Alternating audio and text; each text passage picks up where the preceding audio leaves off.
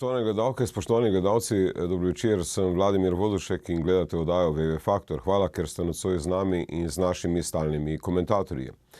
V začetku meseca maja je Ajpes na svoji spletni strani objavil letna poročila poslovnih subjektov, kar je bila spet priložnost za nekatere medije, da so brskali po zasebnosti izbranih posameznikov. Res je, da so letna poročila javno objavljena, toda pri tolmačenju letnih poročil je potrebno izhajati iz več dejavnikov, to pa je vrsta dejavnosti, število zaposlenih, višina plač zaposlenih, stroški storitev in podobno. Glede na to, da mediji praviloma ne poročajo o lastnih letnih poročilih, vam predstavljamo kratko analizo letnih poročil RTV Slovenija, Pro Plus d.o.o., Pop TV in Kanal A in Antena TV Slovenija d.o.o., Planet TV. Vlada je danes sprejela sklep, da bolnišnici Topolšica, ki se že več mesecev sooča z likvidnostnimi težavami zaradi preteklih naložb, zagotovi sredstva za poplačilo izvršb in plačilo plač za mesec april v višini 661 tisoč evrov. Izet Rastoder, lastnik podjetja Rastoder, ki se ukvarja s trgovino z bananami, je lani sklenil pogodbo z bankami za odkup več kot 100 milijonov evrov njihovih terjatev do Grepa, te pa so zavarovane z nepremičninami na območju Stožiškega parka. Pri tem opozorimo, da za zdaj v Ajpesu še ni naveden kot lastnik terjatev do Grepa, saj očitno še niso izpolnjeni odložni pogoji ali pa ni bila plačana celotna kupnina.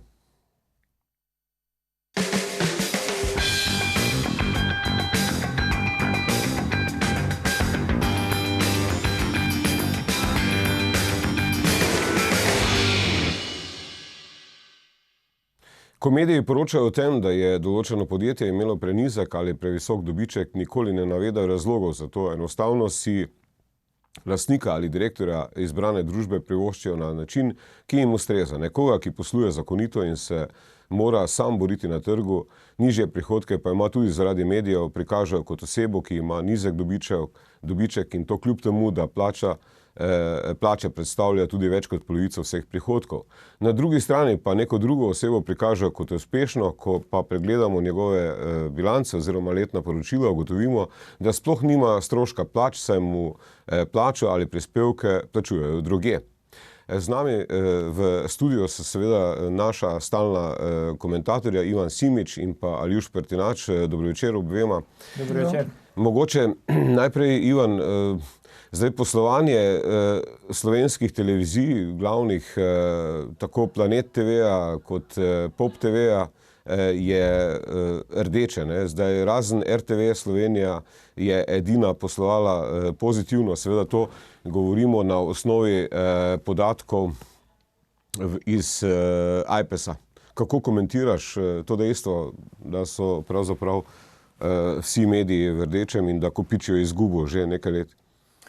Torej, razlogov je lahko več, je pa res nenavadno dejstvo, da so v izgubah in tudi nenavadno je to, da mediji o tem ne poročajo, kajti za mene bi bilo zelo pošteno, da ko so mediji, recimo predvsem tukaj vem, da je bil Pop TV poročal, ko je poročal o letnih poročilih drugih, da bi tudi mogoče predstavil svoje letno poročilo, da bi lahko ljudje primerjali, kako kdo posluje.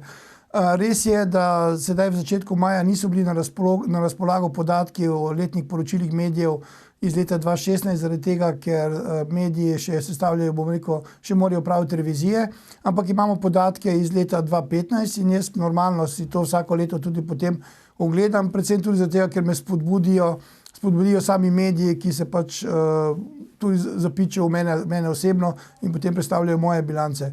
Jaz tukaj nimam dejansko popolnoma nič skrivati, kajti v mojem podjetju so stroški plač zelo visoki, krepko čez polovico in zaradi tega je pač pri meni to drugače. Sem pa šel gledati, koliko znašajo stroški plač, recimo v primeru Pro Plusa, ki ima dve televiziji, Kanal A in pa Pop TV, in sem ugotovil, da tam stroški plač znašajo 10% od vseh prihodkov, stroški storitev pa znašajo pa skoraj 80% vseh stroškov. Pomeni, to so te zadeve, zato jaz pravim, Čem je ta enigma v bistvu teh, da so stroški storitev? Res je, da ima Pro Plus, mislim, da okrog 170 zaposlenih, verjetno pa dela vsaj okrog 500 ljudi, v bistvu tako ali drugače, je to potem Torej, v tem skrivnost? Tukaj so lahko, torej stroški storitev so razni stroški, lahko so tudi stroški odvetniških storitev, revizorskih storitev, lahko so to stroški storitev, ne vem, mogoče kakšnih, bom rekel, TV pravic, ki jih morajo plačevati za nadaljevanke in tako naprej. Po drugi strani se pa v teh stroških storitev tudi skrivajo verjetno visoki, bom rekel, po številu, ne mogoče po zneskih, stroški, bom rekel, raznih SP-jev in DO-jev, ki upravljajo svoje storitve bom rekel, za to televizijo ali pa za drugo televizijo. Kajti, če pogledamo Planet TV samo za primerjavo, na 9 milijonov prihodkov so v letu 2015 imeli 17 milijonov stroškov storitev. Pomeni, vse to je nenavadno in tisto, kar mene moti, mogoče ne toliko pri ProPlusu, ki je pač zasebna, bom rekel, zasebni lasti, je pa pri Planetu TV, ki je pa, če gremo preračunavati, nekje v 40% državni lasti preko Telekoma, predvsem, ker je lastnik Planeta TV je Telekom, mislim, da 66%. In tukaj se skrivajo te zadeve, to normalno, to je lahko tudi zadeva, če bi to davčna uprava videla pri nas ostalih, bom rekel, navadnih državljanih, bi prav gotovo prišla v kontrolo in preverjala, zakaj je toliko stroškov storitev, ali mogoče gre za odvisno razmerje in tako naprej, ali so plačani vsi davki in prispevki. Tako da jaz pravim, da to se še vse lahko zgodi. Enostavno moramo biti vsi enaki in ko se poroča, se morajo te zadeve poročati, bom rekel, realno. Dobro, zdaj, če smo malo bolj konkretno, ne, recimo, če gremo po vrsti, ne, Televizija Slovenija je imela v letu 2015 iz poslovanja prihodkov 127 milijonov, recimo ProPlus DO je imel okrog 50 milijonov, Antena pa 9 milijonov oziroma nekaj manj kot 10 milijonov. Zdaj, zanimivo je, da, kot si rekel, stroški storitev so pri RTV Slovenija 44%. Nekje normalno. 44 milijonov nekje. Zdaj stroški dela 56 milijonov, celotni odhodki 127 milijonov, zdaj bruto dobiček je nekje 15 tisoč evrov, ne, če sem prav. Jaz tem, da RTV, kolikor sem gledal podatke, ima okrog 1800 zaposlenih. Ne. To je res. Pri ProPlusu je pa zanimivo, da je bistvo so stroški storitev okrog 40 milijonov, stroški dela 4 milijone, celotni odhodki pa 56 milijonov, to se pravi nekje 6 milijonov približno je minus oziroma je ProPlus v rdečem oziroma če seštejemo leto 2013, 2014, 2015 je to okrog 14 milijonov. Zdaj seveda... Vlado, veš, če ampak zanima me, kaj Ljuš pravi na vse to. Ja, zdaj sem vaju poslušal, toliko časa sem čakal, če boste prišla do bistva, pa niste prišla, sem mogel intervenirati. Tisto, kar se meni zdi fascinantno kot gledalcev, je to, da obe komercialni televiziji, oziroma vse tri, ne, če štejemo, da ima ProPlus 2 kanala, imajo izgubo. Medtem ko nacionalna televizija, javni RTV servis pa pozitivno posluje. Ne? Ves čas pa v javnosti poslušamo debato o RTV prispevku, o ukinitvi le tega, kako je nacionalni RTV servis vreča brez dna in tako naprej. Tako da za mene so te številke, moram reči, presenečenje. Jaz sem do zdaj živel v iluziji, da sta pač komercialne televizije, da so v prednosti, ker lahko pač z trženjem oglasnega prostora več zaslužijo, ne rabijo ponujati tistih vsebin, ki jih po zakonu RTV mora in tako naprej, ki so manj gledljive. Tako da je res, bi rekel, zanimive so te številke in bi bilo dobro slišati od lastnikov, ne, zdaj Ivan je že govoril o lastnikih Planet TV, ampak tudi recimo o lastnikih ProPlusa, če vemo, kdo to so, kako to, da recimo pač vidimo poplavo teh resničnostnih šovov, teh vsebin na obeh kanalih in Pop TV in A kanalu, potem pa zvemo, da na koncu leta vse to prinaša izgubo. No, meni se to zdi nenavadno. Jaz bi prosil režijo, če nam lahko samo pokaže te, bi rekel, glavne projekte omenjenih treh televizij, imamo seveda njihove najbolj paradne, nekaj videov njihovih najbolj paradnih oddaj. Pop TV predstavlja. A je običajno, da se dotikate neznanih žensk, ne da bi se jim prej vsaj predstavili? Novo slovensko nadaljevanko. A je to naše vino? Ne, to je Merlot Dolina Levih. O prijateljstvu. Ne, moje življenje. In zameri. Zgledaš točno tako, kot tvoj oče pred 30 leti. O ljubezni. Ko boš srečal, ti bo vse jasno. In ločitvi. Videla ste moja familija in tako bo ostal, pa če ti to hočeš ali pa ne. O novem začetku. Končno se sprijaznite s tem, da ste z našo družino od zdaj naprej družabniki. In novem upanju. Vesela bi bila, če bi se pobotale. Usodno vino, nocoj ob 21. Kaj je družina? Ej, oči, koliko imaš velikega lučka? Ljubček za lahko noč.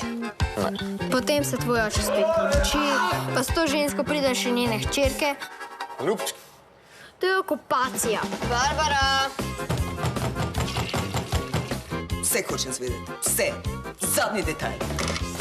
Ampak jaz vsem dajem tem ženskim okupatorjem še eno šanso. Rabim nov kompjuter. Ja? Pa novo sobo. Daj mi mesec dni, da se spremenijo, pa bojo potem mogoče res kdaj postale moja družina. Niko bo prvi akademik v familiji Česov. Ja? Prihaja nova humoristična družinska serija Česnovi. Nova nadaljevanka na televiziji Slovenija. Da se pa ne boste postregli. Kaj, jaz vaju motim mogoče? Pazi na srečo. Jeb se, stari. Jaz zmeraj upoštevam navodila. A če bi bil pa moj fotor tle na mest mene, bi pa šlo. Ne dajem izjav.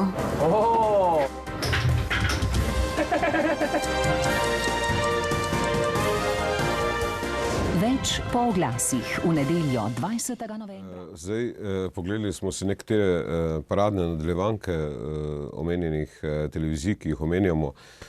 Seveda, te nadaljevanke so zelo drage, ne. Je pa zanimivo to, kar si Ivan prej rekel, da recimo ta razmerja, koliko znaša recimo strošek dela na zaposlenega na RTV-ju je nekje 2500 evrov, medtem ko je na Pro Plusu 2324 evrov. Zanimivo je pa, da je na Anteni pa krepko čez 3000 evrov strošek dela na zaposlenega. Kako to razlagaš, glede na to, da je imel Planet TV 43 zaposlenih? Ja, to so zdaj verjetno naredni preračuni iz nekih stroškov dela, ki se pojavijo v bilancah. Tukaj je zdaj treba videti, koliko so pol znašala razna nadomestila, ki so v okviru plač in potem prijemo do nekih bruto plač. Po drugi strani pa na brzino lahko rečem, da očitno verjetno imajo dobre plače, ker drugega težko reči. Zdaj, večina, seveda v preteklih letih je večina teh dobičkov, ne, ko je imel Pro Plus okrog 20 milijonov dobička letno, so večina teh dobičkov je šla v lastnikom oziroma v tujino, ne. Seveda se bo situacija bistveno spremenila, glede na to, da je Pro Plus uspel od kabelskih operaterjev dobiti na letni ravni približno 30 milijonov. Ne. To bo vse spremenilo.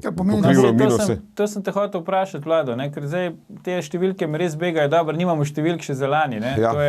Lani so po mojem podobne številke kot leti. Če so podobne, potem bi me to begalo, ne, brez tega podatka, seveda, da bojo zdaj dobivali od kabelskih operaterjev, zato ker so recimo pridobili zdaj pravice še za Eurobasket letos, ne, za prenašati. Vemo že odprej, da imajo recimo Ligo prvakov v nogometu, tako naprej. Skratka, v bistvu je koncentracija teh velikih projektov ali pa teh najdražjih projektov, se mi zdi, je na Pro Plusu, ne, ali na Pop TV, ali na kanalu A, tudi pogledanosti so recimo spredaj, ne, tako da bi človek res pričakoval, da je to pač neko dobičkonosno podjetje. Tako da še enkrat moram reči, da sem presenečen, no. Ko gledamo te številke, se bojim, da to ne bo dobro, če se bo ta trend nadaljeval in da se zna zgoditi, da bomo tudi pri elektronskih medijih zdaj zaznali ta padec, bi rekel, standardov novinarskih, kot recimo vidimo pri tiskanih medijih. To se mi zdi slabo. Ne? Ivan, sam še en podatek recimo za Planet TV, ne, zdaj skupna izguba znaša nekako 33 milijonov do 31.12.2015, ne, glede na to, da je pravzaprav postal večinski lastnik Telekom Slovenije, kdo bo zdaj pokril te dolgove, v bistvu, ki mislim, da je okrog 44 milijonov vsega skupaj. Navadno ta denar morajo zagotoviti družbeniki, pomeni lastniki podjetja, in to pomeni, v tem primeru je Telekom, ki je 66% lastnik. Če se bo to zgodilo, pomeni, da bo mogoče manjše izplačilo dividend državi in tako naprej. Ampak tu so zdaj samo, bom rekel, vse predvidevanja, kaj bo dejansko se zgodilo, ne vemo, ampak malo nenavadno je, da nekdo, ki ustvarja tako visoko izgubo, sploh še posluje in kaj je potem namen tega.